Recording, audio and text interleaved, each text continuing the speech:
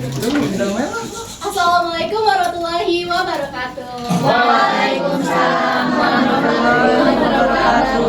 Apa kabar nih anak-anak? Baik, Ibu. Tadi udah pada makan siang kan? Belum. Siapa tuh yang belum? Kenapa belum? Nabila, dia makannya banyak. Tapi kamu makannya banyak. Tapi kalian tetap semangat kan ikutin pelajaran ibu hari ini? Harus semangat dong. Ibu jaga semangat. Oke deh, ibu mau absen terlebih dahulu buat sekretaris. Di sini siapa yang nggak masuk ya hari ini? Nabila, Gina nggak masuk, Bu. Sama Dia di kantin. Sama yang sekretaris soalnya direkap ya siapa aja yang masuk hari ini. Nabila 5 kali gitu. Oke, sebelum mulai materi hari ini, ibu harap pembelajaran hari ini bisa berjalan dari awal hingga akhir. Boleh ketua kelas Akbar bisa pimpin doanya? Ya Bu, mari teman-teman mulai belajar, pamit kita berdoa, menurut agama masing-masing berdoa dimulai. Amin, berdoa selesai. Oke, terima kasih Akbar. Nah, ada yang tahu nggak materi sebelumnya itu membahas tentang apa anak-anak? Merancang rencana program aksil pemberdayaan yang berorientasi pada kearifan lokal, kelestarian lingkungan dan pembangunan berkelanjutan, Bu. Iya, betul banget. Nah, hari ini tuh Ibu membahas materi tentang menemukan berbagai pengalaman bermakna, praktik aksi pemberdayaan komunitas untuk mengatasi ketimpangan dari sudut pandang kearifan lokal, kelestarian lingkungan dan pembangunan berkelanjutan melalui pengamatan. Oke, jadi tujuan pembelajaran hari ini yang pertama itu menjelaskan makna praktik aksi pemberdayaan komunitas sebagai upaya mengatasi ketimpangan sosial. Yang kedua, mengidentifikasi bentuk-bentuk pemberdayaan komunitas. Yang ketiga, menganalisis peran pemberdayaan komunitas dalam mengurangi ketimpangan sosial. Yang keempat, menyajikan hasil pengamatan tentang praktik pemberdayaan komunitas secara lisan maupun tertulis. Oke, Ibu mau nanya dulu nih, apa itu pemberdayaan komunitas? Ada yang tahu nggak? Boleh, Salwa. Menurut saya, pemberdayaan komunitas itu proses bantu warga atau komunitas biar bisa mandiri, punya kuasa dan bisa menyelesaikan masalah mereka sendiri, Bu. Iya, betul banget. Tepuk tangan dulu dong buat Salwa. Salwa kita sekelompok ya? Nah, jadi iya benar yang Salwa bilang. Tadi pemberdayaan komunitas itu adalah proses meningkatkan kemampuan di dalam suatu masyarakat ataupun kelompok tertentu untuk menggali potensi yang mereka miliki untuk mengatasi masalah yang ketimpangan yang ada di lingkungan sekitar demi kesejahteraan bersama. Nah, selanjutnya itu ada ciri-ciri pemberdayaan. Ibu mau nih sekelas baca ciri-ciri pemberdayaannya. Ayo, 1, 2, 3. Bersifat partisipatif, mengembangkan ilmu masyarakat, dilakukan bersama masyarakat, Berkelanjutan, meningkatkan kemandirian. Oke, terima kasih. Jadi ciri-ciri pemberdayaan itu pertama bersifat partisipatif. Jadi dalam pemberdayaan ini kita sebagai makhluk ataupun masyarakat harus memiliki sifat partisipatif. Nggak boleh individualis karena kita kan makhluk sosial. Terus kita harus mengembangkan potensi di dalam masyarakat, di dalam lingkungan sekitar. Terus dilakukan bersama masyarakat, gak mungkin dong dalam pemberdayaan dilakukan sendiri-sendiri, ya kan? Pastinya dilakukan secara bersama-sama. Nah, selanjutnya itu ada berkelanjutan dan yang terakhir ada meningkatkan kemandirian.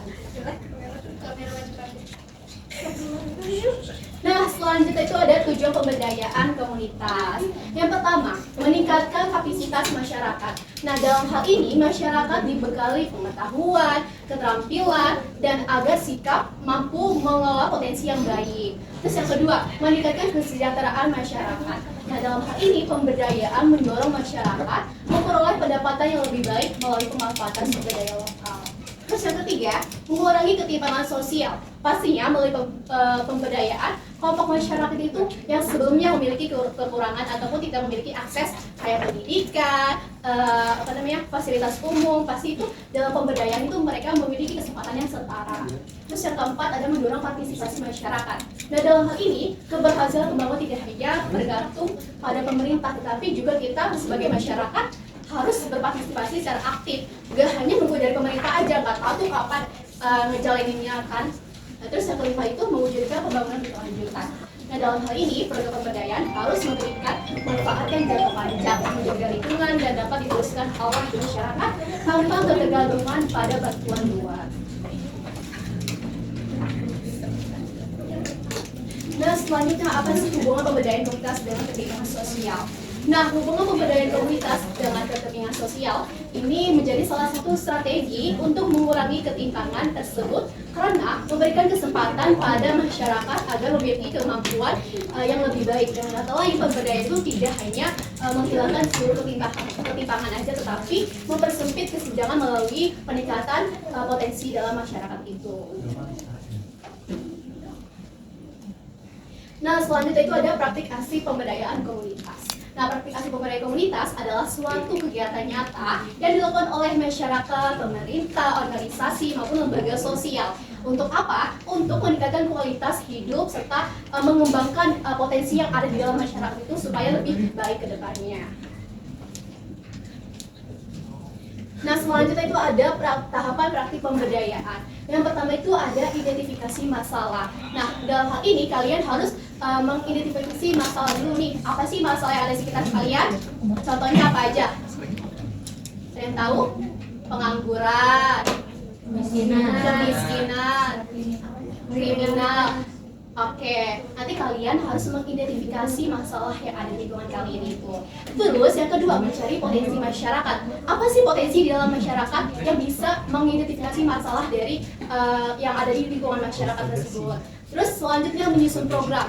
Nah, dalam mencari potensi masyarakat, kita harus menyusun program dengan baik. Program-program apa aja nih yang bisa bermanfaat dan berkelanjutan untuk masyarakat sekitar. Terus yang kedua, dilaksanakannya. Gak mungkin dong kita udah merancang program yang banyak, itu nggak dilaksanakan, pasti harus dilaksanakan kan?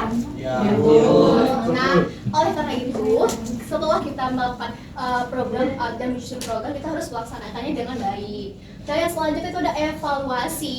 Nah, dalam tahap evaluasi ini, setelah kita melakukan program dengan baik, pasti ada kekurangannya kan? Gak mungkin ada kayak berjalan mulus dari awal hingga akhir, pasti ada kekurangannya. Nah, dalam evaluasi ini kita tuh harus menggali ataupun memberikan saran atau kritik terhadap program tersebut dan lalu dievaluasi di akhir. Nah, selanjutnya itu ada pemberdayaan berbasis kearifan lokal. Ada yang tahu nggak nih contohnya Subak Bali? Iya betul, irigasi. Nah, jadi pemberdayaan berbasis kearifan lokal ini adalah suatu nilai, norma, tradisi, pengetahuan, dan kebiasaan yang berkembang dalam masyarakat serta diwariskan secara turun-temurun. Seperti contoh yang Ibu taruh di sini, yaitu Subak Bali. Nah, Subak Bali ini adalah suatu sistem irigasi yang dilakukan oleh adat istiadat secara turun-temurun oleh masyarakat Bali. Dan biasanya di Subak Bali ini tuh mereka adakan doa atau sebagai rasa syukur, juga bisa membersihkan lingkungan di sekitar pesawahan itu. Nah, mengapa kearifan lokal sangat penting? Yang pertama itu, masyarakat lebih mudah menerima program karena sesuai dengan budaya setempat. Yang tadi contoh sebelumnya Subak Bali, masyarakat Bali pasti sudah menerima program tersebut karena kan itu merupakan program yang memang turun-temurun kan dari masyarakat dari budaya tersebut. Terus yang kedua, menemukan rasa memiliki terhadap program. Terus yang ketiga, melestarikan budaya daerah pastinya dalam adat Bali ini itu mereka melestarikan budaya mereka yaitu dengan tadi kan Subak Bali.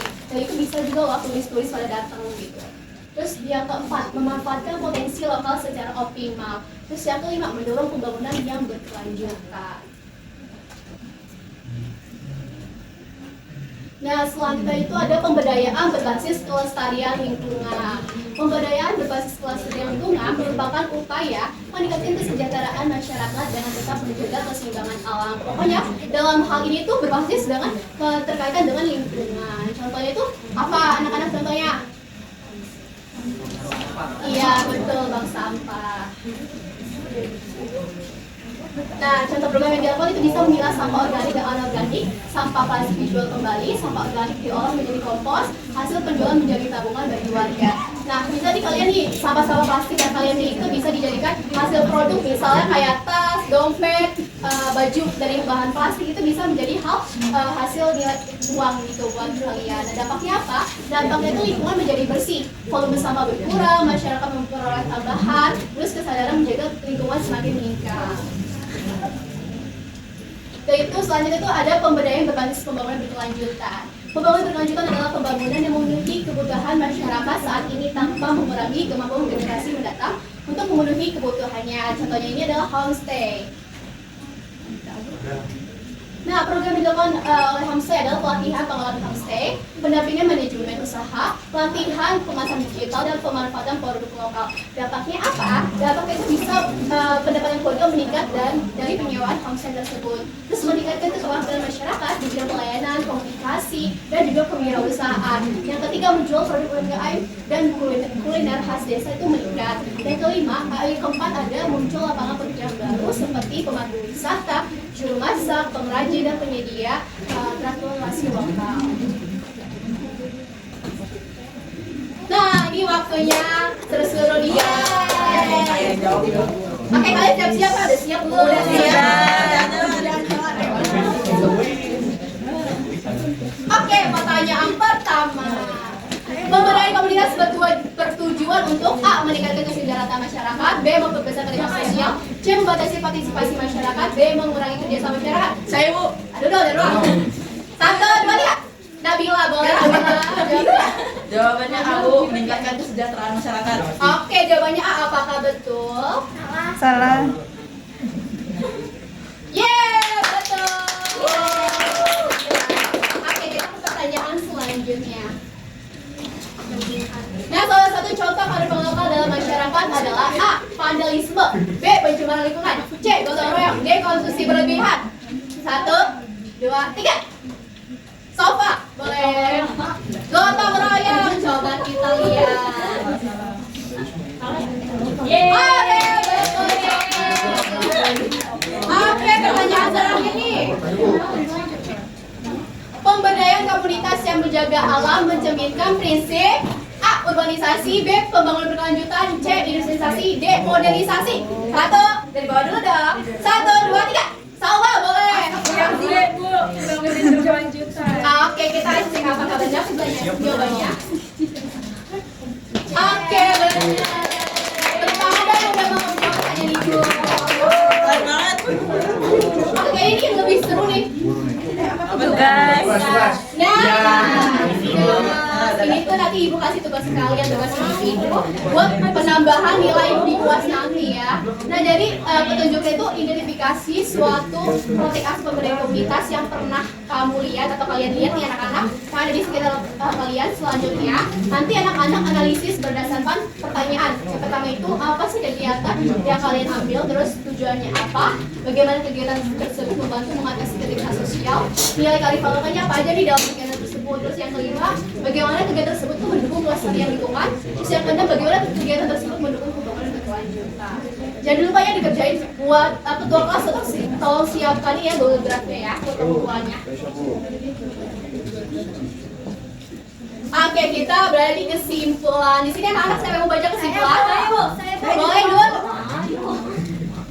Jadi kesimpulannya itu pemberdayaan komunitas merupakan upaya meningkatkan kemampuan masyarakat agar mampu mengembangkan potensi, menyelesaikan masalah, dan meningkatkan kesejahteraan secara mandiri.